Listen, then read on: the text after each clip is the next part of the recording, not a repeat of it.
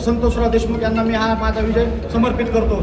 आणि जे माझे 72 मजदूर स्वाभिमानी मतदार माझ्या पाठीमागे उभा राहिले, त्यात माझे जे युवक बांधव आहेत त्यांनी अहोरात्र माझ्यासाठी प्रयत्न केला आहे. मी त्यांचे ऋण कधीच फेडू शकणार नाही. मी त्यांचे खूप खूप आभारी आहे. त्यांनी माझ्यासाठी एवढे अथक परिश्रम केले.